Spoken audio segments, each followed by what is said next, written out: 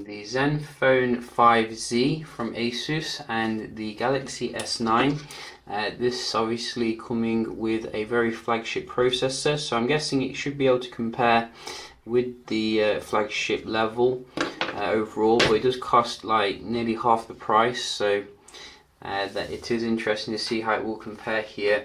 There are some downgrades obviously when you compare against the top end flagship. You're not going to get obviously OLED display. You're going to have to deal with the notch, and some people don't enjoy that. And also I don't think it's fully waterproof and IP68. So those are the things you do get with your Galaxy S9, as well as 1.5 aperture camera, which is very good in low light. But I think overall you can see here in terms of display, very competitive here. Considering the price, you even got some really nice wallpapers, as you can see, with the Asus laptop effect. Very nice touch that is actually on the Zenfone 5Z. This is a 4GB RAM model, so very comparable here to the S9. And we're just going to open up some apps. We have fully updated them both, and they're both on the performance mode. Which you can turn on here in the battery settings. Didn't notice that, so no excuses. And let's start with some basic apps. So we are running Exynos S9 here in Europe, which so far is proving to be a right one when it comes to not performing. Definitely doesn't feel as snappy as the other phones here when you consider, you know, the Snapdragon 845. I think Qualcomm did an amazing job with the 845 and the 835, although last year's Exynos was pretty good as well.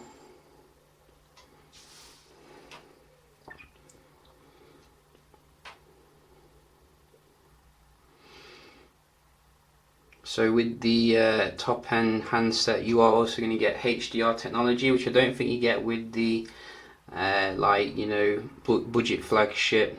There are some small things that you do get here for shelling out still, and you can see the real kind of deep blacks here on the games. But still, you know, I'm seeing the Zenfone 5Z is dominating the S9 here, which is very unfortunate, really. But then again, I didn't really enjoy the S9. I think the sales hasn't been that good this year, so they're probably going to get the Note 9 out quite quickly to compensate. Let's check out the speakers here.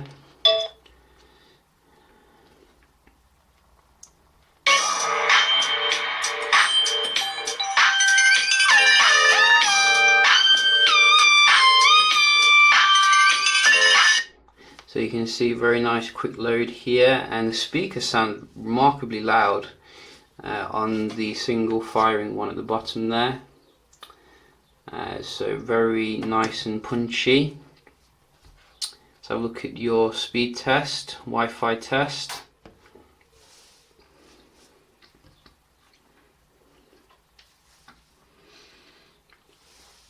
Start with the S9. Just going to open the door.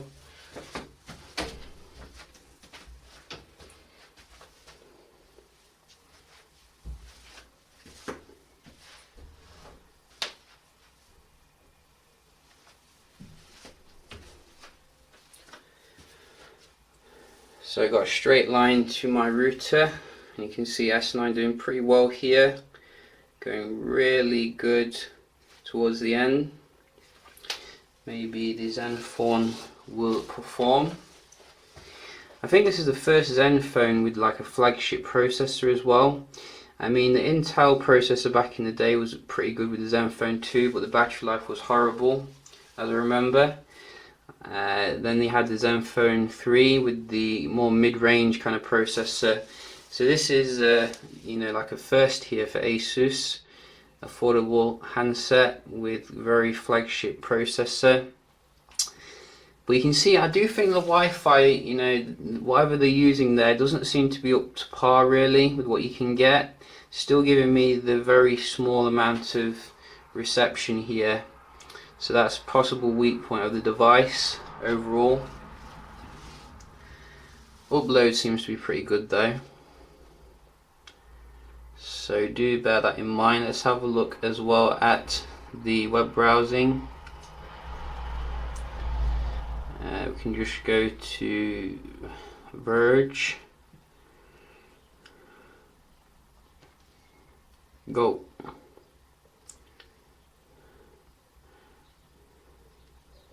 Can't stand all these pop-ups since that G thing.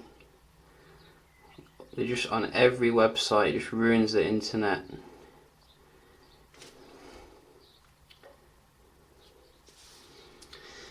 So a bit mixed here. I think the Zenfone did well at first and then the S9 came back.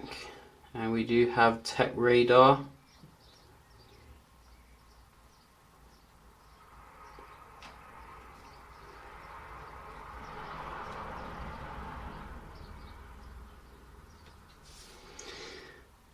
Yeah, you see, pop-up after pop-up after pop-up. It's just a nightmare.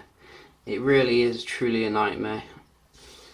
But then again, it's not hard to dismiss. I think Zenfone is doing pretty well for the web browsing here, even though the Wi-Fi is not very strong. It seems to still, you know, pick up the page pretty quickly. IGN.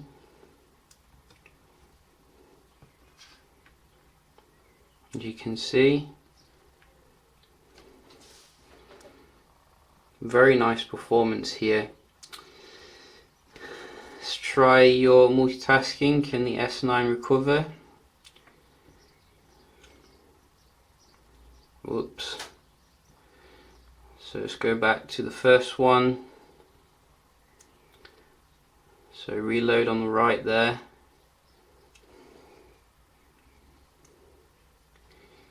And that is a weird app. It kind of just overlays. Could that judder on the S9, man? Mine is just running like anything. I've reset it as well, you know, I completely reset it and it still runs terrible overall. Maybe if you stump up for the S9 Plus it will have better performance. But I just wish you'd go back to the S7 Edge kind of way, because it seems to be a better way of doing it, having the same hardware across multiple sizes, except for the battery obviously. So comfortable victory here for the Zenfone, which is, like, as I said, nearly half the price. If you're looking for your performance, I'd definitely go for the Zenfone here overall. Getting slightly bigger display, dual camera, and very nice design indeed. I think Asus has really hit it this year when it comes to the budget flagship. So yeah, just a quick little comparison here with the S9. Hope you found it helpful, and I'll see you in the next one. Cheers.